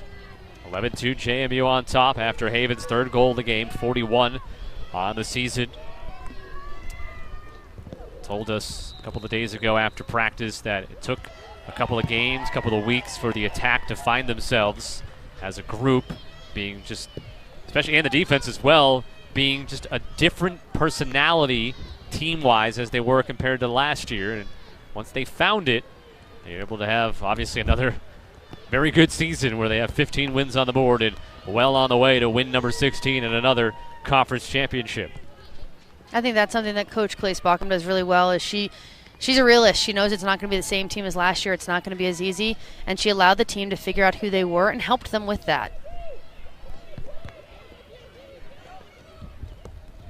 And Lucchese will just not give up. Scores it with a pretty good amount of contact. They mob her as well. And it's a 10-goal JMU lead, 12-2. Lucchese is just such a scrapper right here. I mean, she keeps moving through a triple team, gets back-checked, still finishes on the shot. She's been on ground balls. She's taken a great drive right here. I mean, she's a smaller player in stature, but what a great play right there. That's going to hype up the entire team and sideline. So her 2nd of the day, 4th of the weekend, 17 now on the year. And for the first time today, a double-digit lead at 12-2 for James Madison, and the clock rolls on here with 17:25 and counting left to go. James Madison looking to punch its 5th straight trip to the NCAA tournament. It would be a 3rd consecutive CAA championship in the tournament.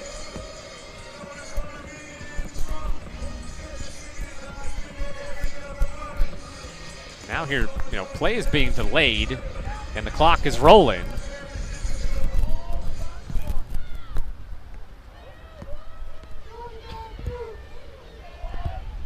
I think they're just surprised right now. Hofstra has 5 players back. Sometimes officials aren't used to seeing that, so they might be just counting and making sure they have enough players on the field. So if you're Hofstra, you look at it, though, you lose another 10, 15 seconds from the clock. McDaniel winning the draw, ahead for Brennan.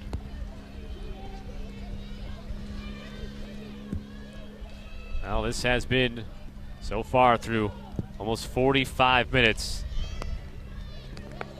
JMU, exactly what they said, that this is still their time to shine, still their conference, still their tournament, and not going to let the upstart Hofstra come have the better of them, and exactly what has played out here today. As you can see, James Madison looking for the third in a row, and it's been James Madison and Towson atop of the CAA mountain for a while. And James Madison would be just the second program in CAA history to win 3 straight championships, joining Towson.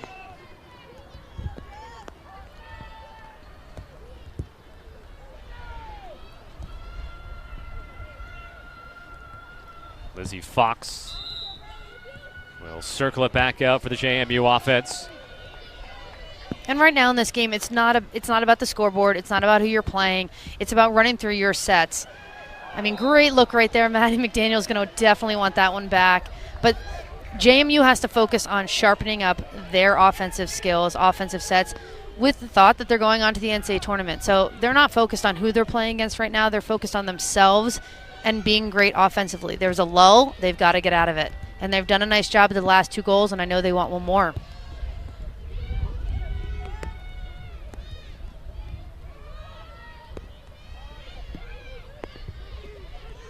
McDaniel. And it's a tough one. It bounces and skips that Brennan is eventually able to corral.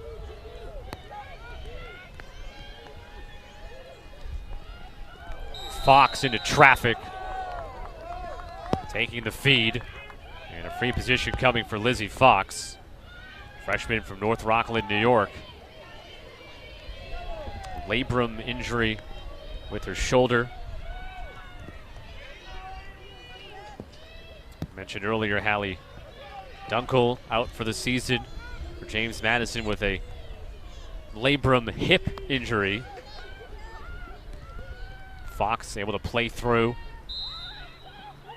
She'll drive and has it checked from behind and goes up high, but on the backup, you have Katie Tchaikovsky, sophomore from Fairfax, Virginia.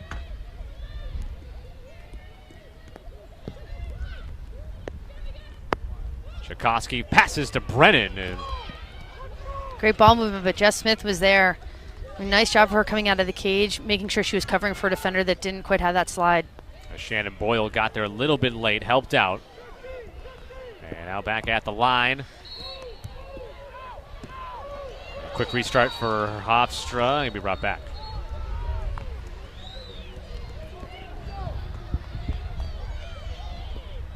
.15 left. Hofstra hasn't scored here in the second half. It's been all James Madison today here on their home field. Trying to leave no doubt that they are the premier team in the CAA. Still. Get to another NCAA tournament. Certainly be a tougher road this year for them to get back to championship weekend the way things shake out. They're going to be on the road with an NCAA tournament bid. They've got better movement and they're moving faster right now. But again, you got to see some of those drives. Coach Smith made the comment about players being a little hesitant and not being scared. She needs to see someone who's ready to just drive in. You might take a hit, but you got to get your hands free and look for a shot on cage.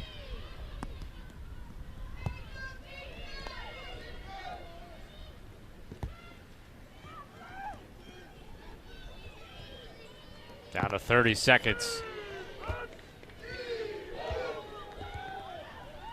Perella trying for her first goal of the game, and it's skipped wide.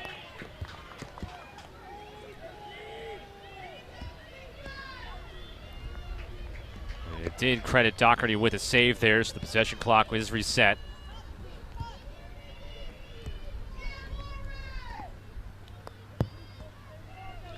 Fewest goals in a game this year the Pride have scored was 8. And that was in the 9-8 double overtime loss against JMU. So JMU's defense has been the one that has had the most success against Hofstra this season. Yeah, they've been looking really solid. They're shifting well, they're sliding, they're passing off players in their zone. They have their eyes on ball all the time. Again, that's why Hofstra needs to move it behind Cage to change it up, but they've done a nice job defensively here. Getting fouled is Cameron Faith. And the clock here with the 10-goal difference just continues to roll. And Caroline Stanovich and this JMU team is okay with that right now.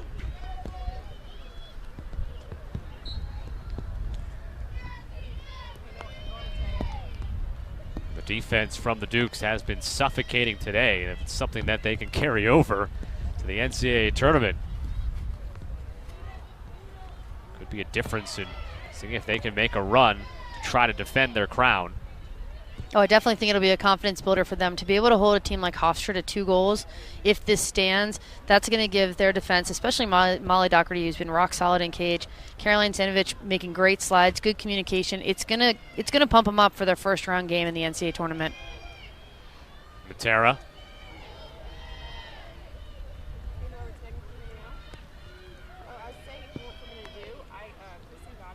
Perella's pass a bit off target, recovered though by Bud. 18 on the clock, and then Bud's pass was deflected, but Esposito was fouled. So Ariana Esposito will have a free position for Hofstra. Melissa Perella just away from everything, just losing her footing. It's unfortunately been that type of day for Hofstra today, and the weather not helping. Esposito, nice shot.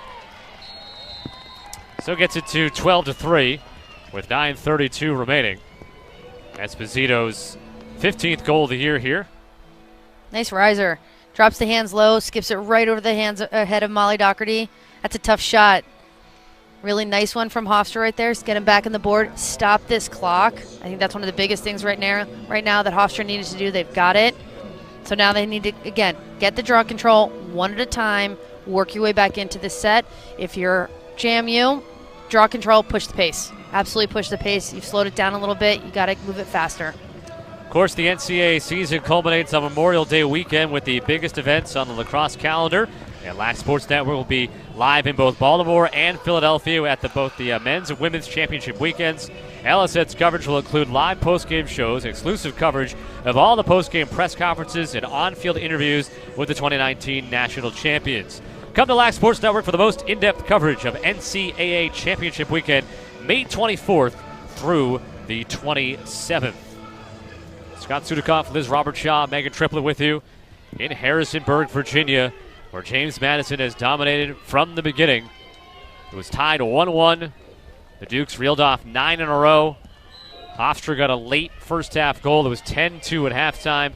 The Pride just scoring their first goal of the second half. Free position from Ariana Esposito.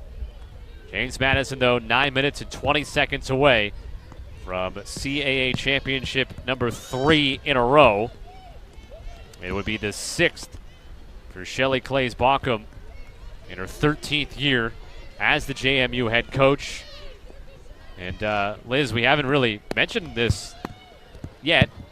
I guess we're saving it for now. Of course, Shelley Clays-Baucom, the former Hofstra head coach that got that program to the NCAA tournament within the top 20 for, I think it was 5 or 6 consecutive years.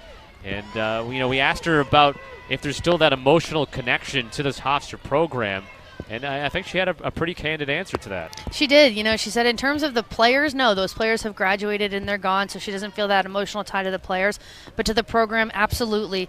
She always wants this program to find success. She made a comment, and anyone that knows Coach Clays-Baucom knows that she puts her heart and soul into everything. She did it when she was at Hofstra, so she's always pulling for them. She wants them to find success, but then she's also very candid, not against JMU. So in a game like today, there is absolutely no question of who she wanted to win, and that's how she is.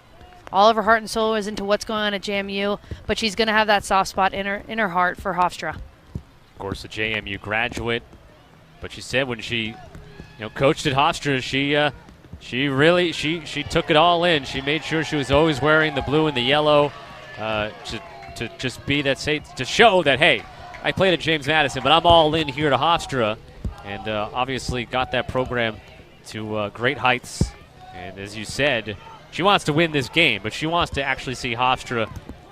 She wants to, basically what she's saying, she wants to play Hofstra in the championship game every year. She wants Hofstra to be at that level, be a successful program, maybe join her in the NCAA tournament with James Madison at some point. I think she definitely does want that, but she wants to make sure that she continues to be at the up. top of the mountain, exactly. That's healthy, competitive nature. Got a card coming on Logan Brennan for that contact with with Alexa Matera. And Matera will take a few extra moments here with her team down by 9 and just 7:23 left to go here. So player up. Hofstra will be here for 2 minutes. And for the Pride, this is obviously going to hurt. You never want to get to this position and lose. And unfortunately, at this point, not really ever be in the game except for those early parts of it. But 8-9 freshmen that have seen a ton of time this year and have contributed a lot. Junior class, which Shannon Smith telling us that was her real first true class. They're obviously going to be back for another year. So it's one of those things where I think when the aftertaste of this kind of washes away, that they'll be able to kind of show that, okay, we had a really successful season, and there's no reason why this program shouldn't be back here next year or even be better than where they are right now. Absolutely. I think that's one of the things. In the moment, losing a game is so tough, but a season can't be defined by that one win or that one loss. I mean, at the end of the day, one team is going to walk away with a win at the national championship. Everybody else is going to most likely finish on a loss. So you have to go back, see the scope of your year. How did you progress? How have you gotten better? And both teams are going to be able to do that. I mean, already talking to Coach Clace Bockham, she says our team is in such a better place than we were at the beginning. Offensively, you've seen it with the goals they've scored today. Defensively, with that save from Molly Doherty and how confidently they're playing. Coach Smith is going to see the exact same thing when she steps back and looks at this year and how they've just progressed and gotten better and better and made it to this championship. And yes, this will absolutely make them hungry for next year. Molly Doherty denying that Alyssa Perella free position shot. Still with 45 seconds left on the yellow card to Logan Brennan and 6 minutes left to go in this championship game. And Jamie is going to have no problem right now slowing it down. I mean, they're still going to be aggressive going to cage, but you're going to see him passing it around, taking some time off the clock, obviously with this 26-second penalty left, but there's no hurry for them.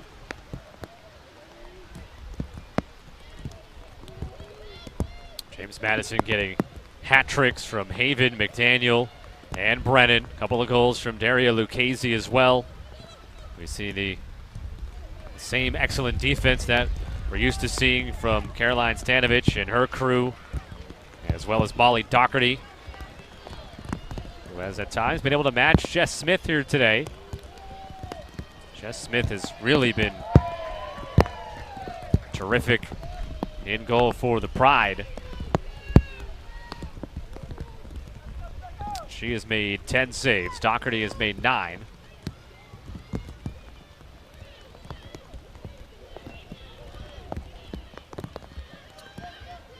So for James Madison, once this thing goes final, they'll know that they're in the field. It'll be about waiting until about 9 o'clock tonight to see where they might be headed to play the games. Pretty good grasp of who those 8 national seeds are. Of course, the top 4 kind of get that benefit of the bye. And then, well, the other 4 do get to host games. And you have 2 quote-unquote play-in games this year. And those teams will end up playing the 7 and 8 seeds, the 7 and 8 national seeds.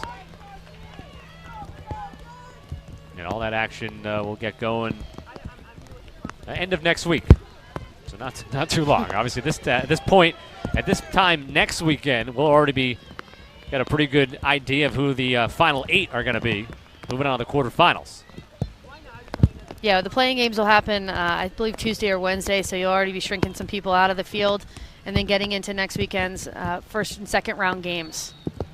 Getting fouled is Amanda Guerra, freshman from Babylon, New York, one of those. Or was it Esposito that was fouled? Either Could way. be Guerra on the line. Yeah, it's Guerra. Esposito is also a sophomore. Guerra, freshman, scored 13 goals this year. Doherty looking for a 10th save, and she has it. Double figures for the redshirt sophomore goalie. Doherty's on. I mean, nothing's getting by her right now. She feels really confident. She's seeing the ball well. I think that's really challenging right now for Hofstra, who's just, they're going to need to move her and throw a fake in there before they look for that finish, because she's seeing everything that's just anything coming out of with power. She's seeing it, tracking it, and making that save. And you can tell that she plays with a little bit of a chip on her shoulder. Sat down with her a couple of days ago, and the players were curious as to this fancy chart I had in front of me with all these notes and stats, so they wanted to kind of look at it.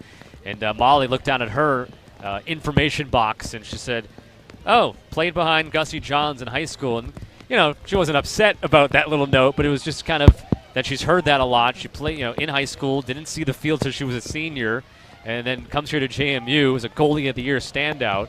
I think she, plays with a chip on her shoulder on the positive way, that it really helps drive her. That, I want to be at that level as well. Of course, a national team goalie.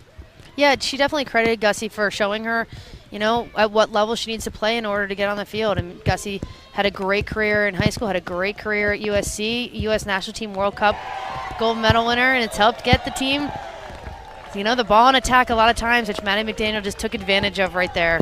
4th goal today, 8th of the tournament. It has to go along with 16 draw controls. And I think deciding who the most outstanding player of this weekend, it's pretty easy, I think. I think it's Maddie McDaniel without even a second thought. She's done so well this tournament. I mean, she's a great kid to sit down and talk to. Just so humble, really genuine, a little bit more soft-spoken than some of the other players who definitely have a lot of swagger, a lot of confidence. Maddie's just very even-keeled, excited for what's been going on, and I love seeing, what she's doing on the field. She's bringing her team to a championship, and, I think she's going to be hoisting that trophy in about a minute 30. 4 goals today, 7 draw controls, coming off 4 goals, 9 draw controls against Elon. Got to secure one more here, then potentially can run out the clock. Perella comes away with it for Hofstra.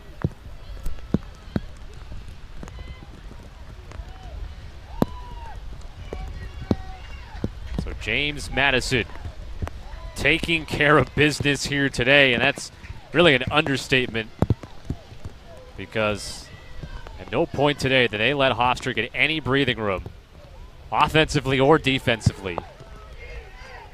No, they didn't. And to be able to hold someone like an Alyssa Perella scoreless, she's going to take this drive right here, but to hold her scoreless, she's had a point in the last 28 games.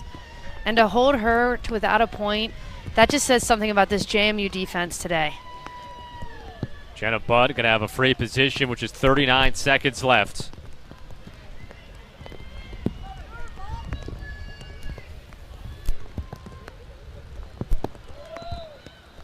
Budd, saved by Doherty, her 11th. And ball goes out along the back line. What it was going to be, Hofstra ball with 15 seconds left. The countdown is on for James Madison. They're bouncing around a little bit on the sideline, waiting for this clock to hit triple zeros. Perella trying to get that point, get that goal. Doherty another save, and the final seconds come off the clock. Once again, for a 3rd consecutive year, James Madison is your CAA Women's Lacrosse champions.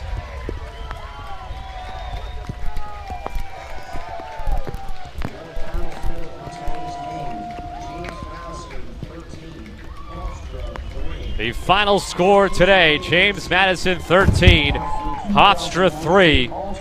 The Dukes will go back to the NCAA tournament for a 5th consecutive year, and they have a chance to defend that 2018 national championship. Sure, they might not end up being seeded as high as they were last year, but it's all about getting into the tournament, getting the chance to retain that championship. Darcy Smith now here from Hofstra, well-deserved with her. She had a dominant day with her team Friday on the draw control, and she worked hard today. I mean, the ones that she was able to win, she was, as we were told, scrappy. She scrapped for them. She worked hard. From Hofstra, Jess Smith. And this is a no-doubter as well. Jess Smith, again, the 10 saves today. And what did she have on Friday? She had 13 saves on Friday, so well-deserved as well for Jess Smith. From Hofstra, Alyssa Perella. And Alyssa Perella, you know, amazingly, 28-game goal streak, point streak, ended today. But, you know, 3 goals, 2 assists on Friday. And the CAA Player of the Year. Bittersweet, obviously, for her. But she's got one more year. Molly Doherty getting honored as well. She made 13 saves today, Friday, and 5 stops against Elon, the 2019 CAA Goalie of the Year. From James Madison, Caroline Stanowich. Caroline Stanowich. Where, you know, you and I talked about this off the air, that sometimes defensive players just don't get enough love on a broadcast because, you know, what they do is just, it's not as fancy as the goal scoring and the saves and things like that, but They do their job. the things she does on the field tend to stand out. And Hannah Haven, I think her performance today is what gets her this recognition because she took it upon herself from the beginning. I think it just clicked with Maddie McDaniel that she's going to be the MVP because she wasn't sure. She's looking around, so it just clicked with her. In the tournament's most outstanding performer, from James Madison University, Maddie McDaniel. 4 goals in each game. 8 total. 16 total draw controls. Maddie McDaniel, without a doubt, the most outstanding player of this CAA tournament. I'd be surprised if there was a vote in any other direction for a player on the James Madison side. For the James Madison Dukes, team captains Hannah Haven, Maddie McDaniel, Kelsey Reed, and Caroline Stanowich. Now the captains come out. Reed, Stanovich, McDaniel, and Haven. And officially presented the 2019 CAA Conference Championship Trophy. 3 straight. One of their mottos this year, we want to make history. We want to be that second team in conference history to win 3 consecutive champions. And congratulations, because they've done it. 2019 CAA champions, James Madison Dukes. And now they go to the NCAA tournament to defend their national championship from a year ago. Thank you for your support of women's lacrosse. And please remember to drive home safely. This one will definitely be going up on the wall in Shelly Claes-Bockum's office. So this will be a great pick for there, the 3-peat. I have a feeling they'll probably throw up some 1s and some 3s potentially up there, so we'll see how this picture goes. And again, one of the challenging things is we see right now Hofstra walking off the field. It's hard to watch a team win and to stand there and watch it, but this was what motivates you. So when you don't want to go out and do that run in the summer, when you want to just kind of sit, or whenever you're thinking, I don't want to work on my wall ball, my stick work, my shooting, what have you, they're going to remember watching JMU win today. They're going to have a picture of that scoreboard in their brain so that they are motivated to come back and flip the script next year. Hofstra kind of looking at them marching up the field. A couple of them keep kind of glancing back over their shoulder, looking at the scene, and yeah, you know, that's where they want to be, and that'll be motivation for Hofstra. They told us in the offseason coming into this year, the motivation was just do it for the CAAs, get to the CAA tournament. Hofstra able to do that this year. I got a feeling now it's going to be a step further in going into next year. It's going to be, you know, do it for winning the CAAs, get to that next step, because obviously today, one step away, they fall short, and James Madison wears the crown once again here in the Colonial Athletic Association. Shelly Claes-Bockum is making her way over to Mega Triplet White right now, and she's waving, well, she's waving a white, might be the t-shirt, white t-shirt. She's not waving the white flag. No chance. She's obviously excited with another victory, and she'll get settled with Megan Triplet down there on the field right now. We'll talk to her in just a couple of moments here. Another championship for the James Madison Dukes. Keep saying it's obviously the third in a row, but the sixth under the direction of Shelly Clays Bockham. It'll be the 8th trip for her as a head coach to the tournament, 7th with JMU, and of course she had the one where she was the head coach at Hofstra. All right, it looks like they're ready down the field, so let's check in with Megan. Coach, you pretty much dominated this game. What was clicking for you guys? I really think everything was clicking. You know, in the first half it was ground balls, our shooting percentage. The second half we got a little stale, but defense stayed focused. You know, and we just plugged away. You know, I think it was a total team effort today by James Madison. I'm really, really proud of our team. It is a three-peat. Put this one into perspective for me. Well, it's just, you know, a long time coming. You know, when I came to JMU, I wanted to dominate this conference, and it took a while to get there, but here we are. It feels so good, but I can't do it without those girls, man. They work so hard for this program, and all the credit goes to them. And talk to me about senior Hannah Haven. She led you guys with 5 points. In the semis, I asked you, how can you get her more involved? You said it's up to her. Yeah, you know, I mean, luckily for me, mentality is such a big part of our coaching. And so, you know, we've trained them to have a resilient mentality. We're not afraid of a little bit of foul here, a little bit of foul there. She knows what it takes to put our team on her shoulders, and she showed that again today. And talking about your senior class and how important they've been to this program. I mean, you know, each and every single one of them. Not every single one of them even plays, but they've all found their way to make a huge impact in this program through the daily grind. And when you have that, people unselfish, people are willing to make sacrifices, you have a great team situation. So I'm so proud of them. They knew, you know, three-peat is hard, but they went after it and they made it happen. And before I let you go, I got to talk about your defense. I'm not sure if you realize this, but Alyssa Perella, you held her scoreless. She's not on the stat sheet. You broke her 28-game scoring streak. Defensively, how proud of you are for this team? You know, she's an incredible player. We have so much respect for her. She's so fast, she's so quick, she's got a lethal shot, and for us to be able to keep her off the scoreboard is a total testament to every single player on this team. They really respect our scouting reports, and they put it into play today.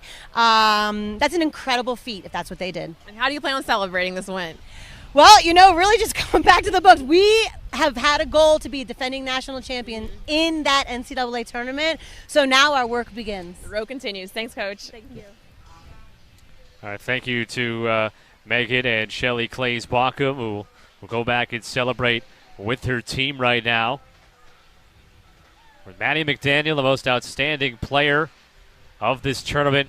8 goals, 16 draw controls, and she is being ushered over to Megan right now. And Hannah Haven, though, sprinting past her. I think Hannah wants to grab dibs on an interview first. We might end up talking to both of them, of course.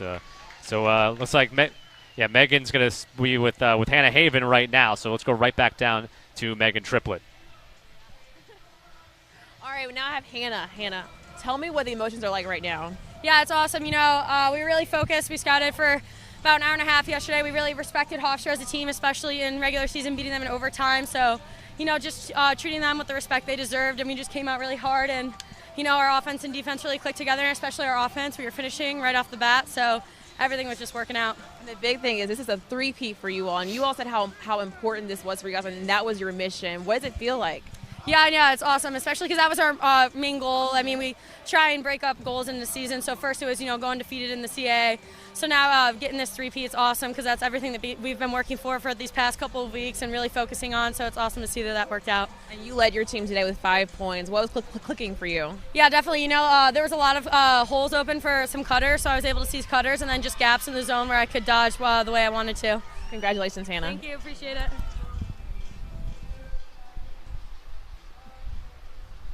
And now Maddie McDaniel going to walk over to Megan and join her. So let's not even skip a beat. Right back with Megan and Maddie. Maddie, you are the most outstanding player. Put this up for everybody to see. There you go. How does it feel, and what are the emotions like for you right now? It's just so great because I feel like today we came out and we were just really prepared, and we were not going to take this game lightly at all. And it was just great to have that final validation that we are truly the best team in this conference. Why did you guys need that validation? You guys won the national championship last year, and you guys have been the team that's been hunted throughout the whole entire season. I just think that even though we were national champions last year, people are still doubting us, and people still think that like we can't be as good as we were last year, and I think this proves it. Hofstra is in the mix to get a bid, and we just beat them by 10 goals. So. And earlier during this tournament, I asked you about how important this was to get the three-peat, and you all said you wanted your junior class to graduate here. You're going to be able to graduate here. How special is that? It's just so great to be able to know that next year we have this home field again, and we have our graduation here, and so like it's just good to kind of be aware that next year like we'll just keep working for it. And now the journey continues. As a captain, what's your message to your team? I just think we have to know that the work is not done and we are not ready to give up yet. As long as we are still playing, we're going to come out and we're going to work hard every single day. Congratulations, Maddie. Thank you.